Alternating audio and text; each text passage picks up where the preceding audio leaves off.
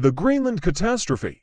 What's hiding under the ice? One day, it hit me. I started piecing together what might have happened to Greenland way back in history. Everything I'm about to share is just my take on it. I could be totally off base, and I'm not claiming this is the ultimate truth. But I'll lay out my thoughts, and I'd love to hear your opinions. Bring your arguments. What do we see above Scandinavia?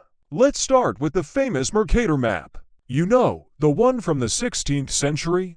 Above the Scandinavian peninsula, there's this land labeled Hyperborea. Check it out. Insert Mercator map image here now. If you peek at a satellite image today, you'll see something pretty similar. Insert satellite image here. So, there's this icy landmass sitting above Scandinavia. But here's the kicker, it's not Hyperborea. Nope, it's Greenland. Even if you tilt Scandinavia to match Mercator's angle, it still looks like Greenland to me. Insert tilted comparison image here. Pretty cool, right? But hold up, Mercator didn't call it Hyperborea. He just noted that pygmies lived there. No mention of some mythical Hyperborea. Who are these pygmies? So, who are these pygmies Mercator's talking about? In Greek mythology, they're tiny people, dwarfs, basically. Today, we associate pygmies with short-statured groups, like some indigenous peoples in Africa. Picture this, modern pygmies standing next to an average person are noticeably small. Insert image of pygmies next to a person now. Let's jump to Greenland. Who's lived there forever? The Inuit native peoples of the Arctic. Their average height, around 5 feet 150 centimeters. If you're 5'3" 160 centimeters, you're a giant by their standards. So, maybe Mercator called the Inuit pygmies because of their shorter height and tight-knit communities. Seems like a solid fit. Mercator's Hyperborea is just Greenland. How big is Greenland, really? Greenland's massive. Sometimes maps make it look bigger than Africa.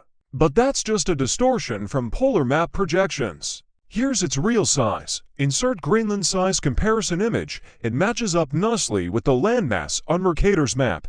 Insert Mercator versus satellite comparison. Mercator wasn't dreaming up some lost Hyperborea. He didn't even call it that. Hyperborea pops up on other medieval maps, sure, but it's usually placed in Russia or Eastern Europe.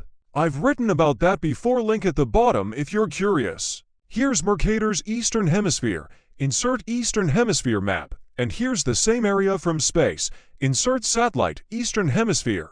No made-up stuff here. Mercator's got Greenland up top. Plain and simple. So, does that mean the mythical Mount Meru is in Greenland? Well, he marks a mountain in the center, but doesn't call it Meru. Let's park that idea for now and tackle something else.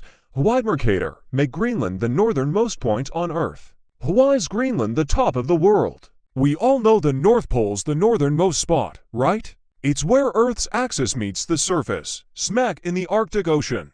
But Mercator puts Greenland up there instead. Why? Check out this view of Earth's land without water. Click here for interactive image of Earth's surface. Sans water, not the prettiest sight, but it shows why Greenland's the northernmost chunk of land, spinning at the top. Simple as that. Another Greenland on Mercator's map. Here's where it gets wild. Mercator's map has another Greenland-like island. Insert Mercator's second Greenland image. You won't find it on modern maps. Did it sink? Maybe it was just an ice sheet that melted. I think it could have been here. Insert proposed location image, or check this out. Near Iceland and Greenland, under the sea, lies the Mid-Atlantic Ridge. Insert Mid-Atlantic Ridge map. I'm guessing part of that ridge might have poked above water back then. Mercator could have drawn it as an island. Maybe this second Greenland isn't Greenland at all, but a chunk of that ridge. Insert ridge versus Mercator island comparison. Look at the shapes. Those mountains line up nicely. It's just a theory, but I think it fits. What's in a name? Greenland.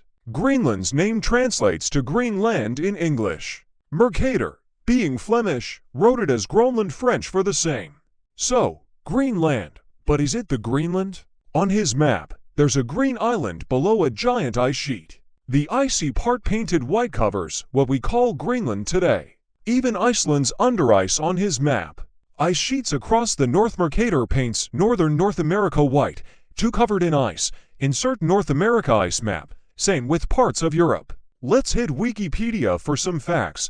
The Laurentide ice sheet blanketed Canada and the northern US.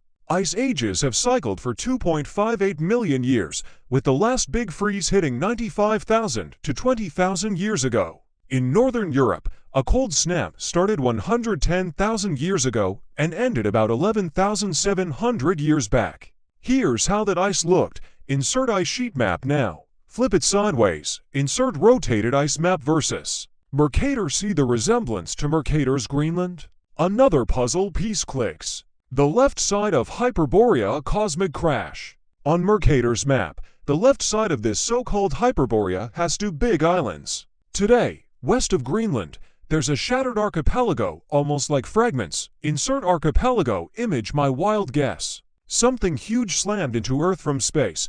Click here for interactive cosmic impact image. Maybe it punched a hole right here.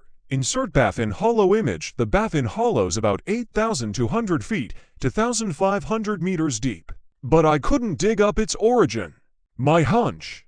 A cosmic chunk hit there. Professor James Kennett from California thinks a comet 12,900 years ago wiped out mammoths, saber-toothed cats, and more, triggering a deep freeze between 12,900 and 11,500 years ago. Scientists say the North American ice sheet cracked, flooding the Atlantic with fresh water, stalling warm currents, and chilling the Arctic. Source link wrapping it up. So, here's my theory. A catastrophe, maybe a cosmic impact, changed the North's climate, forcing people to migrate south. Could Greenland be our ancestors' homeland, mislabeled as Hyperborea? Or is it Hyperborea, misnamed Greenland? One or the other.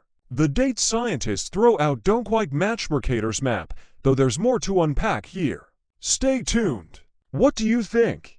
Drop your thoughts below. P.S. Here's a relief map if you're into exploring terrain. Insert relief map. This version keeps your ideas intact but flows better for an American audience, less academic, more conversational, with familiar terms and a casual vibe. Let me know if you'd like tweaks.